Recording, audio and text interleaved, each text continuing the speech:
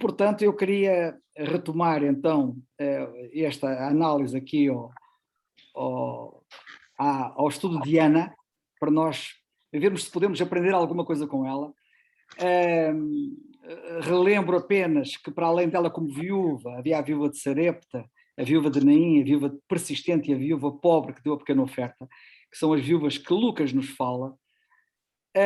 E depois, para não estar a repisar aquilo que eu já falei, então, embora vocês já se tenham esquecido provavelmente aquilo que eu disse na altura, de qualquer das maneiras, houve duas coisas que eu desenvolvi, alguma coisa que foram características dela. Ela era uma mulher de oração e ela era uma mulher de testemunho.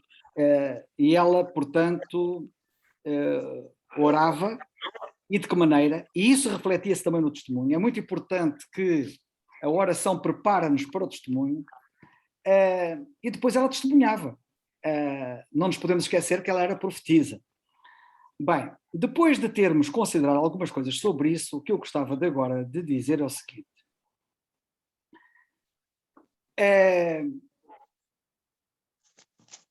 As Escrituras dizem que ela falou a todos os que buscavam a redenção em Israel. Lemos isso no versículo 38 do capítulo 2, não nos esqueçamos que, portanto, são 3 os versículos que falam dela aqui, e o versículo 38 diz que ela falava a todos os que buscavam a redenção. Eu não posso provar pelo texto, mas estou convencido de que ela falava às pessoas por quem ela havia orado. Ela era uma mulher de oração e era uma mulher de ação. E muito provavelmente ela falava às pessoas por quem tinha orado. É muito importante que nós, antes de falarmos às pessoas, oremos por elas. Porque isso facilita muitas coisas. Aliás, eu até costumo dizer a alguns, em algumas circunstâncias especialmente, que em vez de estarem a falar às pessoas acerca de Cristo, primeiro falem a Cristo acerca das pessoas. Primeiro falem a Cristo acerca das pessoas e depois então falem às pessoas acerca de Cristo. É muito importante porque o Senhor prepara o terreno para que as pessoas ouçam e aceitem a mensagem. É muito importante que, se não estamos a orar por uma alma perdida, devemos orar para que Deus nos conduza a ela e nos prepare para falar a ela. Porque é o Senhor que abre o coração, como nós sabemos, como fez no caso de Lídia. Outra coisa muito importante que eu queria aqui sublinhar é o facto de que ela falava com ousadia, que é uma das coisas que deve caracterizar quem fala. Porque há pessoas que testemunham, mas há pessoas que testemunham sem sabedoria, há pessoas que testemunham sem conhecimento, há pessoas que testemunham de qualquer maneira. Há muita maneira de testemunhar, mas de facto uma das características do testemunho é que deve ser feito com ousadia. O texto diz que ela foi até eles e ela falou aos que estavam a procurar a redenção em Israel, como já referi antes. Nós não imaginamos quantos é que esperam que nós lhes falemos. E nós a vermos apenas gigantes. A tendência dos crentes, de uma forma geral, quando pensam na necessidade de falar a alguém de Cristo, veem gigantes. Nós às vezes interrogamos porque é que os companheiros de Caleb e Josué viram gigantes na terra e ficaram atemorizados. Mas nós não somos melhores do que eles. Eu tenho a impressão que nós vemos mais gigantes do que eles, gigantes porventura até maiores, e ficamos mais atemorizados do que eles. Porque por vezes somos intimidados em falar de alguém de Cristo porque começamos a pensar como é que ele vai reagir, como é que ela vai reagir, o que é que ele vai pensar, o que é que ela vai pensar, o que é que ele vai dizer, o que é que ela vai dizer.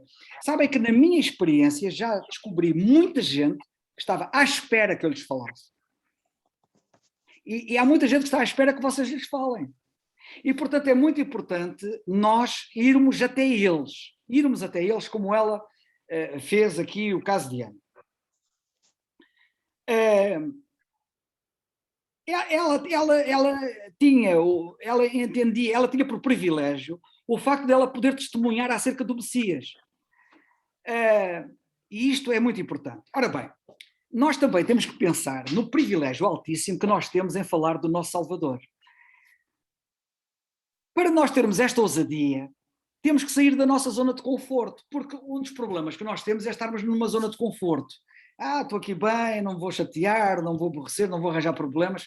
As pessoas gostam muito de não sair da sua zona de conforto, mas nós, para sermos ousados, temos que sair da zona de conforto. Por isso é que há ousadia. A ousadia impede-nos, muitas vezes, de nos tornarmos negativos, de nos tornarmos derrotados, e especialmente quando nem todos respondem da forma que nós esperaríamos que respondessem quando lhes falamos. Mas nós não devemos desistir. Eu ainda hoje traduzi uma meditação que me tocou particularmente, porque fala do facto de nós nunca desistirmos. Sabem que foi o Winston Churchill? Não sei se vocês sabem deste pormenor do Winston Churchill, que foi primeiro-ministro inglês durante a Segunda Guerra Mundial e muito famoso, ficou na história. Sabem que ele, quando andava numa escola, quando ele andava na escola, ele não era um aluno brilhante, antes pelo contrário, era um aluno muito fraco. Não sei se sabiam desse pormenor. E um dia, já depois de ser primeiro-ministro, ele foi convidado para ir à escola onde ele andou. E ele nessa escola não brilhou, antes pelo contrário. Os miúdos estavam todos muito sossegadinhos e muito atentos para saber o discurso que ele ia dar. O que é que ele ia lhes dizer, o que é que ele ia falar. E sabem que o Winston Churchill, quando subiu ao púlpito para falar, sabem o que é que ele disse? Ele chegou lá, pôs-se lá em cima da tribuna e olhou fixamente para os olhos de cada um dos miúdos que estavam com muita atenção, olhou-os bem fixamente nos olhos e disse-lhes: nunca desistas. Pois, com mais ênfase, nunca desistas. E com mais ênfase ainda, quase gritando, ele disse: nunca desistas. E depois ainda disse a seguir: nunca, nunca, nunca desistas. Nós precisamos de ouvir esta mensagem de nunca desistirmos. E de facto, não devemos desistir, porque há pessoas que não se convertem logo. Olha, eu vou-vos dizer uma coisa: vocês sabem quanto tempo é que eu pessoalmente demorou a minha conversão? 1 ano e meio. Desde que me começaram a falar até que eu me converti, passou 1 ano e meio. E falaram muitas vezes. Mas nunca desistiram de mim, particularmente o meu tio António, que vocês conheceram. Ele mais do que ninguém bateu-se pela minha alma. Ele nunca desistiu de mim, nunca. E olha, hoje estou aqui, estão a ver? Estou aqui porque não desistiram de mim. Epá, e quantos há que há que estão à espera que vocês não desistam? Portanto, tenham ânimo e façam como de facto fazia a Ana. Outra coisa muito importante. Ela falava do Senhor, sabem porquê? Porque estava apaixonada por Ele. Eu penso que este talvez seja um dos grandes problemas que nós temos. Nós temos às vezes dificuldade de falar do Senhor porque não estamos apaixonados por Ele. Eu estou convencido que todos vocês que estão aí já algum dia estiveram apaixonados. E alguns de vocês, muitos de vocês, estarão apaixonados. Espero que todos estejam apaixonados. Opa, especialmente pelo Senhor. Mas um dos problemas que eu tenho notado é que as pessoas que têm dificuldade em falar do Senhor são pessoas que não estão apaixonadas por Ele. Porque aqueles de vocês que sabem o que é estar apaixonado, sabem como é tão agradável falarmos a toda a gente da nossa paixão. Nós falamos, toda a gente tem que saber, toda a gente tem que saber da nossa paixão. E quando nós estamos apaixonados pelo Senhor, nós falamos do Senhor a toda a gente. E eu pergunto, será isso que nos falta? Estarmos apaixonados? É a pergunta que eu deixo no ar. Será que é este o nosso problema? Não estarmos apaixonados? O apóstolo Paulo, por exemplo, é interessante notar, quando ele escreve aos Tessalonicenses, ele diz que lhes queria falar do que faltava à fé deles. Ele queria suprir o que faltava à fé deles. E deixar-me dizer aqui uma coisa significativa. A igreja de Tessalónica era das igrejas mais fortes, não sei se vocês têm noção disso. Não era tipo Corinto, era nem Galácia. Era uma igreja mesmo forte. E tinha as 3 características que caracterizam uma igreja espiritual, que é fé, esperança e amor. Ainda assim, quando Paulo escreve aos crentes de Tessalónica, ele disse que ele identificava alguma coisa que lhes faltava na fé. Estão a perceber? E eu deixar-me dizer uma coisa. Epá, a mim falta-me de certeza alguma coisa, porque eu não tenho tudo, e vocês também. Portanto, não saiam da situação, porque a todos nós nos falta alguma coisa. É só uma questão de olharmos para o espelho, que é a Bíblia, e vermos aquilo que nos falta. Agora, há uma coisa que eu quero aqui dizer. Ele até diz assim: orando abundantemente dia e noite, para que possamos ver o vosso rosto e supramos o que falta à vossa fé. É assim que ele escreve aos Tessalonicenses. E eu pergunto, será que aquilo que nos falta, por exemplo, a nós, será o amor? Será que nos falta amor? Bem, nós podemos ter amor. Se calhar não temos o amor suficiente. Se calhar não temos muito amor. Há que refletir sobre isto e convido-vos à reflexão para, diante do Senhor, se analisarem e verificarem se de facto não estaremos deficitários nesta área. Há uma coisa muito importante que eu também quero aqui destacar e que, no caso de Ana, nós não podemos deixar de referir, que é o seguinte.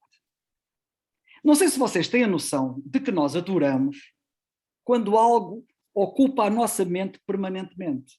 Portanto, tenham muito cuidado com aquilo que ocupa a vossa mente permanentemente.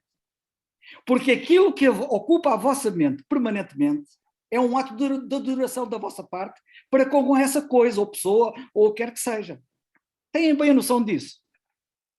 O que ocupa permanentemente a nossa mente é um ato de adoração. E, portanto, por aqui vocês podem ver facilmente que é muito fácil nós termos ídolos na nossa vida. Porque se estivermos com atenção, nos irmos surpreender a ter a nossa mente ocupada demasiado tempo com algumas coisas, ou até pessoas. E quando isso acontece, isso torna-se num Deus, torna-se num ídolo. Pode ser idolatria, quando se trata de um ídolo, não é? Mas quando se trata de Deus, isto é verdadeira adoração. Quando nós temos a nossa mente demasiadamente ocupada com outra coisa que não Deus, é um ídolo. Mas quando se trata de Deus, é adoração. E é isto que eu vejo em Ana. Aquela mulher é qualquer coisa de significativo. Ela tinha a mente ocupada com Deus. Permanentemente. Nota que, eu gosto desta expressão, não se afastava do templo. Eu diria mais, ela não se afastava de Deus, das coisas de Deus. Ela era uma verdadeira adoradora. Esta mulher era qualquer coisa. Depois outra coisa importante. Lemos na Bíblia, lemos ali em Lucas, na nossa passagem, que ela falava. Aliás, eu não sei se algum de vocês me pode ajudar aí a ler o versículo no contexto, o que é que diz quando ela falava. Alguém pode ajudar, por favor, alguém que diga aí, talvez o Jonas ou outra pessoa. Sim, pode ser. Leu a passagem? Sim, em Lucas 2, 37, 38, por aí, diz que ela falava. Sim. Estava ali a profetizar Ana, filha de Fanuel, da tribo de Asser. Esta era já avançada em idade e tinha vivido com o marido 7 anos desde a sua virgindade. E era viúva de quase 84 anos e não se afastava do templo, servindo a Deus em jejuns e orações de noite e de dia. E sobrevindo na mesma hora, ela dava graças a Deus e falava dele a todos os que esperavam a redenção em Jerusalém. Obrigado, Jonas. Ela falava dele. Que é uma coisa fantástica. Deixa-me dizer uma coisa. Vocês falam de quê? De que é que nós falamos? Bem, a Bíblia diz que aquilo que está cheio o coração fala a boca. Eu não sei do que é que o coração de cada um está cheio, mas ela falava dele. Mas eu quero aqui chamar a atenção para o seguinte: a palavra grega, que é utilizada aqui nesta passagem para falava, é uma palavra grega que quer dizer dizia a mesma coisa. Isto é muito significativo. Ela dizia a mesma coisa acerca dele. E melhor ainda, ela dizia a mesma coisa que Simeão dizia, porque ela aparece aqui enquadrada com Simeão. E Simeão está ao lado dela, em parceria com ela, nesta vivência extraordinária. E ela dizia a mesma coisa. E eu quero vos dizer que isto é muito significativo, porque na proclamação do Evangelho, na proclamação da salvação, nós todos temos que dizer a mesma coisa. Eu não posso ter aqui uma ideia e dizer uma coisa, e depois vem outra e diz outra, e depois vem outra e diz outra, e o perdido fica baralhado. E o perdido às tantas pergunta assim, mas afinal, em que é que eu tenho que crer? Afinal, como é que eu posso ser salvo? Não sei se vocês têm reparado, aqueles que de alguma forma têm acompanhado aquelas gravações que eu faço à sexta-feira, que são mensagens evangelísticas curtas, não sei se têm reparado que eu termino sempre da mesma maneira. Eu digo sempre a mesma coisa. Eu não digo numa mensagem uma coisa e na outra vou dizer outra. Eu termino sempre dizendo, crê no Senhor Jesus Cristo e serás salvo. Não há que inventar. A mensagem é essa. Crê no Senhor Jesus Cristo e serás salvo. E eu dou graças a Deus porque esta Ana dizia a mesma coisa. E na proclamação do Evangelho, isto é muito importante, nós temos de ser muito rigorosos, temos de ser muito precisos na divulgação do Evangelho. Depois nós lemos que ela era profetisa. Já fiz referência a isso, e mais uma vez eu refiro aqui. E sabem que uma profetisa ou um profeta, não sei se vocês sabem o que quer dizer a palavra profeta. A palavra profeta quer dizer aquele que fala a palavra de Deus. Sobre o futuro, sobre o passado e sobre o presente. Há a ideia errada de muita gente que pensa que profeta é aquele que fala do futuro. Mas profeta não é isso que quer dizer. Profeta quer dizer que fala da palavra de Deus. Evidentemente que podem falar do futuro, do que é que a palavra de Deus diz sobre o futuro, como também podem falar do que a palavra de Deus diz sobre o passado. Basta vocês fazerem uma análise na Bíblia aos profetas e virem a ação deles e verem que eles tanto falavam do passado, como falavam do presente, como falavam do futuro. Evidentemente que aqueles que estão a falar do futuro estão a falar a palavra de Deus. Eles não são profetas por estarem a falar do futuro. Eles são profetas por estarem a falar da palavra de Deus. E assim era esta mulher. Ela falava da palavra de Deus e por isso era profeta. Num certo sentido secundário, hoje em dia, nós também temos profetas. Não naquele sentido, ou nos vários sentidos do passado, mas no sentido do presente e no sentido etimológico da palavra. Profeta é aquele que anuncia a palavra de Deus. Portanto, enquanto cada um de nós anuncia a palavra de Deus, está a ser profeta. Mas quero aqui salvaguardar que hoje não há profetas como havia, por exemplo, no período transicional do livro dos Atos dos Apóstolos, antes da Bíblia estar toda revelada. Porque antes da Bíblia estar revelada, antes dos livros estarem todos escritos, haviam alguns homens a quem Deus deu o dom de profeta e que falavam diretamente a palavra de Deus, sem ser pela Bíblia, porque ela não existia, mas por inspiração divina, edificavam a igreja e os crentes anunciando a palavra de Deus. Eram profetas nesse sentido. Hoje não temos profetas nesse sentido, porque a palavra de Deus está completamente revelada, mas temos profetas no sentido de anunciarmos a palavra de Deus. Ela falava a palavra de Deus. Sabem porquê? Porque ela conhecia a palavra de Deus. Não há ninguém que possa falar de uma coisa que não sabe. Vocês estão a ver, a falar a mim de nanotecnologia, como a minha sobrinha que está ali e fala tão bem. Eu não posso falar de nanotecnologia, porque não percebo nada daquilo. Eu não sei nada a não ser a palavra. E tenho uma noção de um conceito muito vago. Agora, imaginem-me eu pôr-me a falar de nanotecnologia, não é? Se estivessem aqui estudantes universitários, eles iam rir de mim. Ora bem, para ela falar, como ela falava como profetisa que era da palavra de Deus, é porque ela conhecia bem a palavra de Deus. E nós só falaremos se conhecermos bem. E eu penso que um dos problemas de muitos crentes para não testemunharem é exatamente pelo seu déficit de conhecimento. Eu até já ouvi alguns dizerem assim, eu não vou falar, porque senão depois as pessoas vão fazer perguntas e depois eu não sei responder, e depois não sei o quê. Estão a ver o problema? Nós, para falarmos, temos que conhecer. Daí que reuniões deste tipo que a Igreja faz, e particularmente a Igreja nas Fontainhas está a fazer, são muito importantes para a edificação da nossa fé. O estudo bíblico que vocês vão já retomar, penso que para a outra semana, não é? Ou é já esta? Não sei. Para a outra. Que vão já retomar para a outra, é importante que vocês estejam presentes no estudo bíblico. Sabem que o estudo bíblico é a verdadeira escola bíblica, é o que nos prepara melhor, é o que nos dá mais conhecimento. E isto é muito importante. Eu poderia falar muito acerca desta linha, mas vou passar adiante. Mas ela fazia o que um profeta faz. Não se esqueçam que ela era profetisa. E o que é que um profeta faz? Eu estou convencido que muitos de vocês não sabem o que é que um profeta faz. Um profeta não fala só a palavra de Deus.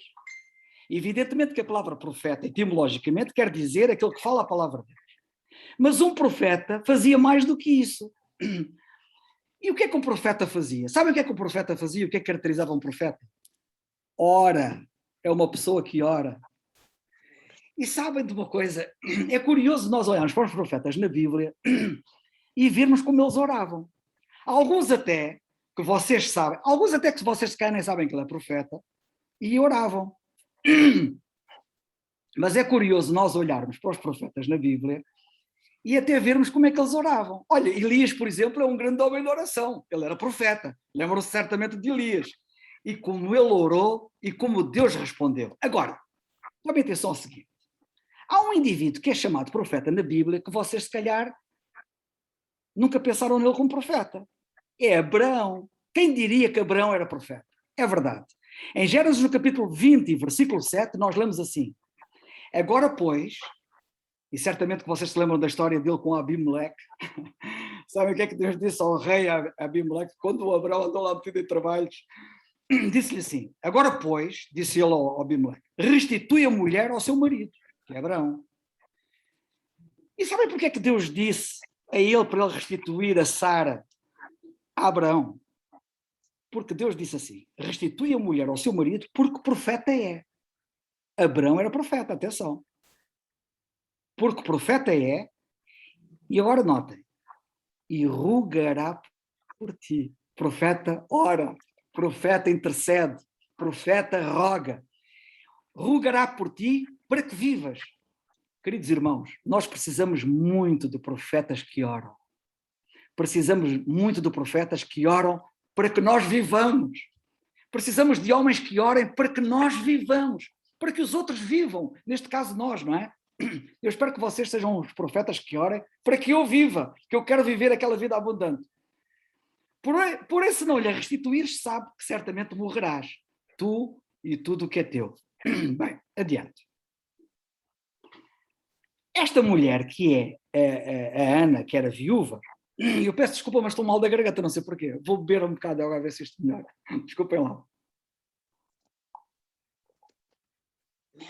A Ana, perdão, a Ana profetiza, é aquilo que, e viúva, é aquilo a que nós podemos chamar verdadeiramente viúva.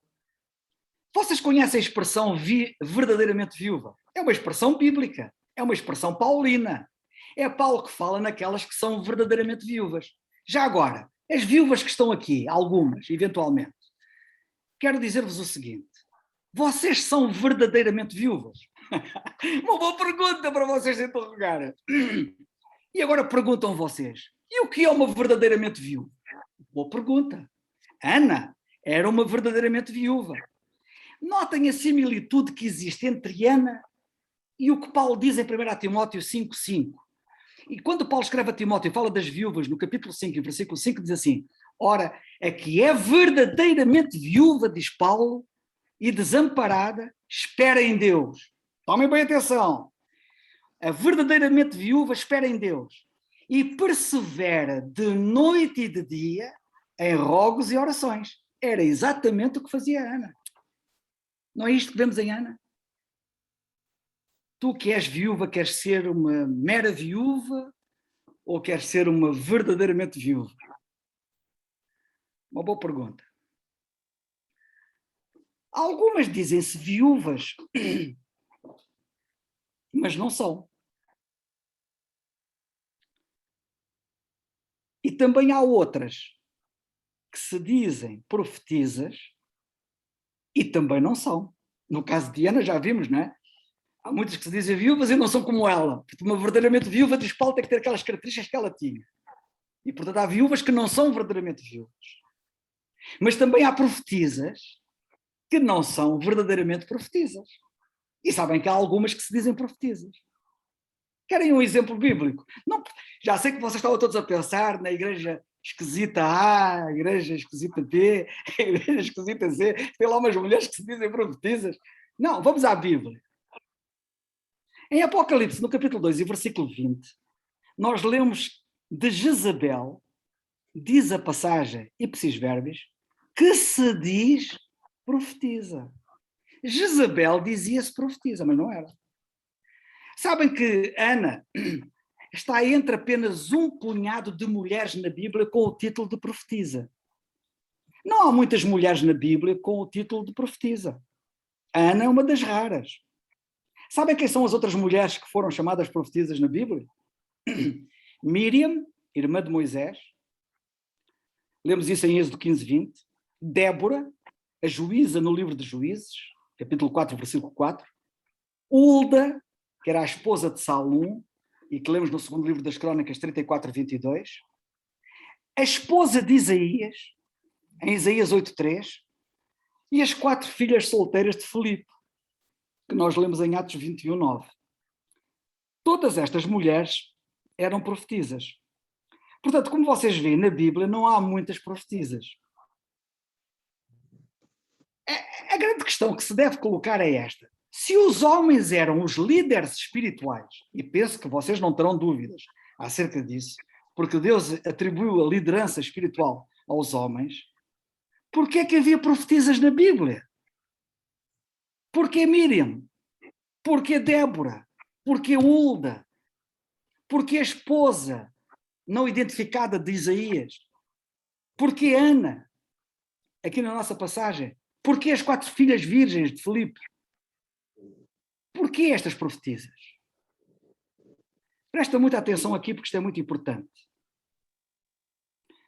Reparai bem todos vós, que apenas 9 profetisas estão listadas em todo o cânone da Bíblia, que cobre 6.000 anos. Notem bem, durante 6.000 anos há apenas 9 profetisas. Como vocês podem ver muito facilmente, profetisa era coisa rara, não era coisa habitual. A liderança, como eu disse, foi sempre dada aos homens, como nós vemos, por exemplo, nos escritores da Bíblia. Deus não atribuiu a responsabilidade para escrever um livro da Bíblia a uma mulher, são todos homens. Como nós vemos também